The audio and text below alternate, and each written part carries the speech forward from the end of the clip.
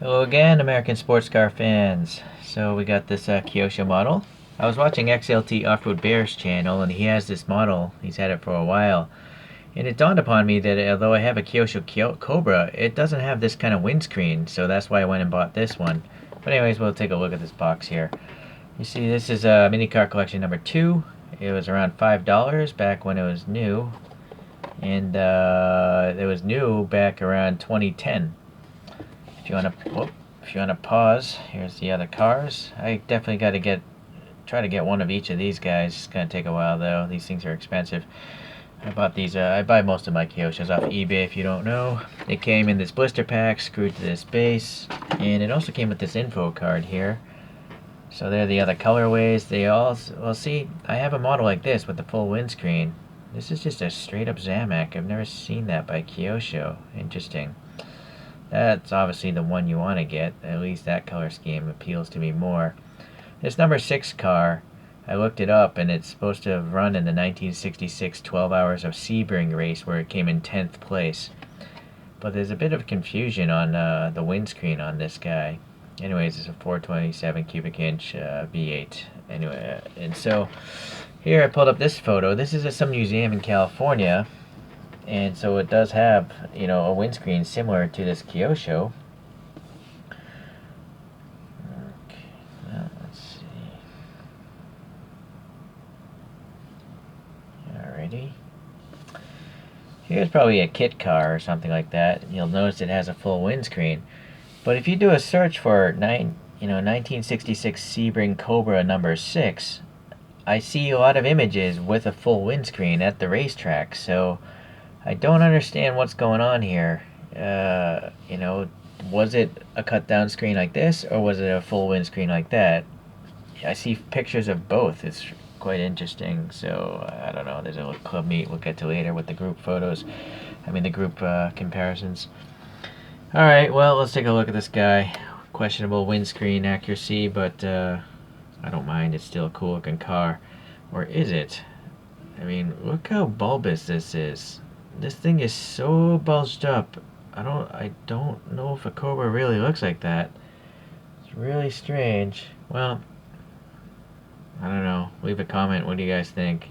Is that too high or what? It looks like the abdomen of an ant or something.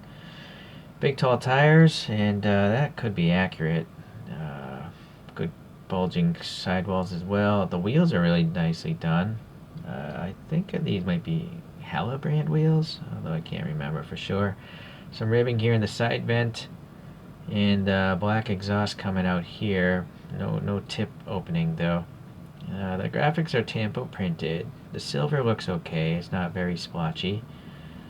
Going to the front end, we got the clear headlights, and it looks like the casting has the ring here. So interesting how they did that. Some painted on turn signals, and then these little bumperette kind of things. Those seem to be separate pieces of plastic. You can see here, this is a real vent. I think you can see the wheel through that opening.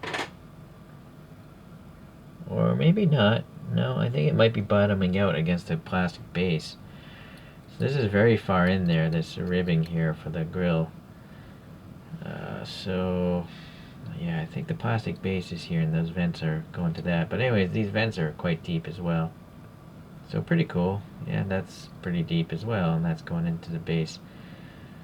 Alright, well, while we're at it then, this press fit together.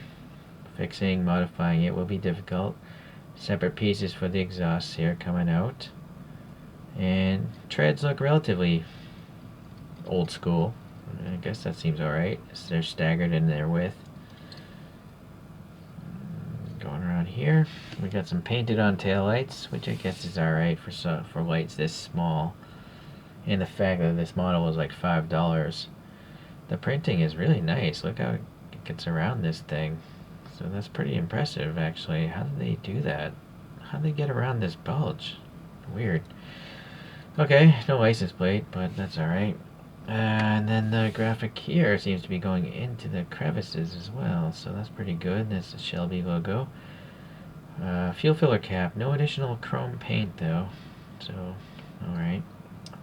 Nice Nice looking rollover hoop here, chromed plastic. Interior ribbed plastic, black shifter, some casted in details there. And this guy seems to have two mirrors. And it looks like that first photograph I showed, a central mirror and the one over here. And those must be separate plastic pieces. Some casted in hood latches. And then the panel gaps are pretty nice. They're not very wide, not wide as a Hot Wheels.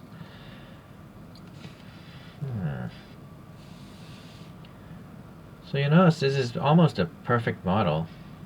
This is the only blemish I see, a tiny little issue with the clear coat. Maybe a dent in the casting there. Maybe some pooling paint. But there's no paint rash going on. There's no major problems. There's some striation there. I think the paint is laying on a little bit weird there. Yeah, okay. Well, for something from 2010, I think I lucked out. This is a very nice model. I mean, in particular, I just like how they got the red, white, and blue stripe across all these panels. Like, it's literally going up in there into the vent there. It carries across the entire car. I think a lot of lesser brands, the stripe actually wouldn't go all the way across the entire body. It might just get cut off there or something, or cut off here and not have it down there. But Kyosho, they did a great job on this one. Doesn't roll at all. Too much friction, I think, with the tires. Yeah. Alright, well, let's compare it to a couple other models, of course. Let me get the spinner out here. Actually, let me get a larger spinner.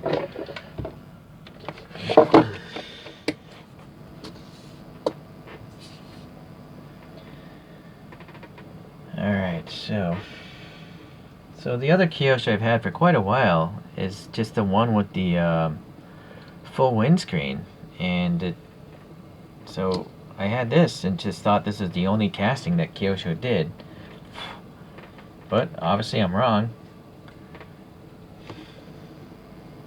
Alright, let me pull out another Kyosho here. This is the Daytona Coupe. I think it came from the same collection. This next one is by Auto Art. It's the Ford Shelby Cobra concept car from 2004.